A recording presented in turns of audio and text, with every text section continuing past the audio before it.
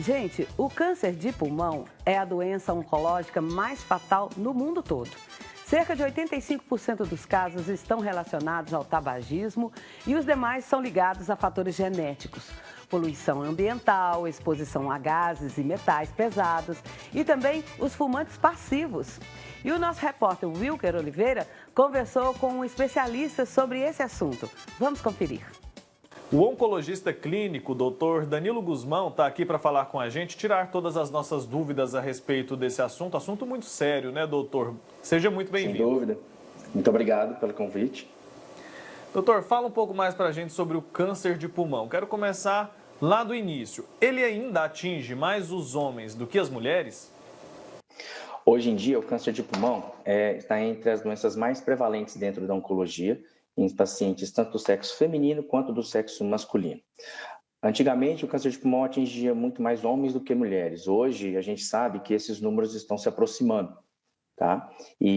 Mas mesmo assim, ainda continua sendo uma das doenças mais letais dentro da oncologia.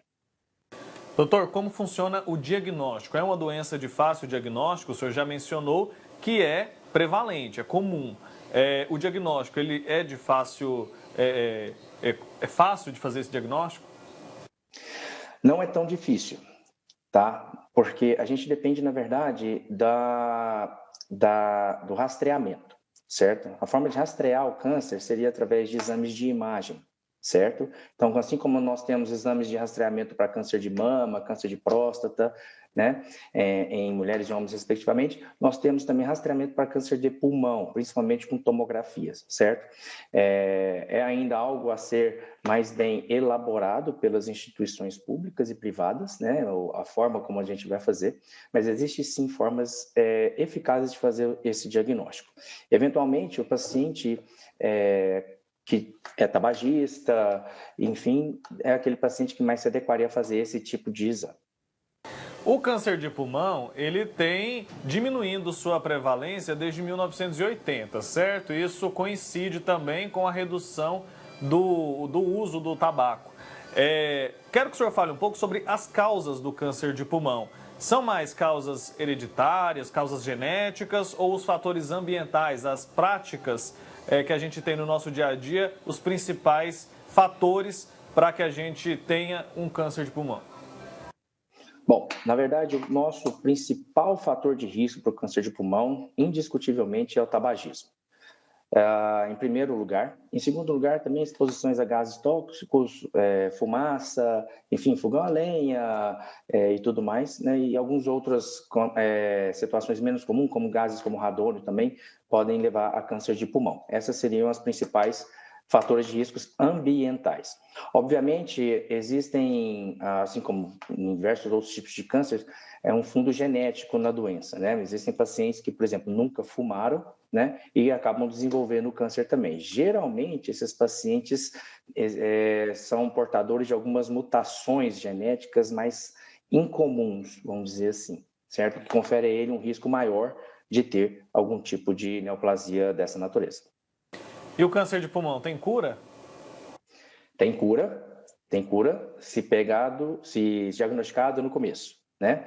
Quando a gente diagnostica o câncer de pulmão em suas fases mais precoces, que a gente chama de estágios clínicos 1, 2, né, é onde a gente atinge as maiores taxas de cura desses pacientes, através de tratamentos múltiplos, né, multidisciplinares, com cirurgia, quimioterapia, com ou sem radioterapia também. Vamos falar um pouco sobre os fumantes passivos. Essas pessoas também correm o risco de desenvolver o câncer de pulmão como consequência dessa inalação daqueles gases, daquela fumaça tóxica? Sem dúvida. Um dos fatores de risco bastante importante também pela inalação indireta da fumaça através dos fumantes passivos é também um fator de risco importante para o câncer de pulmão, certo? Assim como, obviamente, não na mesma proporção do que o fumante ativo, mas o fumante passivo, sim, também é um paciente de mais alto risco para o desenvolvimento dessa doença. Doutor, e como são avaliadas as fases do câncer de pulmão? Ele se desenvolve de forma rápida, se desenvolve lentamente? Existem vários tipos histológicos diferentes de câncer de pulmão. A maioria deles, né, é de um subtipo muito agressivo, né? a gente chama de carcinomas, que tem algumas denominações além dessa. Mas geralmente são tumores de rápida progressão. Tá? São tumores que são, como eu disse, bastante agressivos e que têm uma taxa de crescimento bastante elevada, tá? E levando pouco tempo para dobrar até de tamanho. Se a pessoa foi fumante durante vários anos, né, uma prática que a gente ainda vê acontecendo, a pessoa começa a fumar muito cedo, já está ali na terceira idade, nunca teve nenhum problema por isso.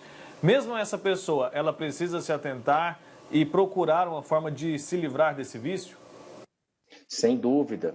Nós sempre recomendamos os nossos tratamentos, mesmo aqueles que já têm o diagnóstico de câncer de pulmão, para que cessem o tabagismo. Né? Os programas de cessação do tabagismo são extremamente importantes, principalmente na atenção primária, que é onde os pacientes às vezes não têm tanta consciência do quão mal esse hábito pode fazer a eles. Né? Então, quanto antes o paciente poder parar de fumar, ou se talvez nem a começar, né, seria o ideal. Fica então o alerta, né, doutor Danilo? Muito obrigado pelo seu tempo aqui. Acho que uma das partes mais importantes dessa nossa conversa foi quando o senhor mencionou a questão do diagnóstico precoce.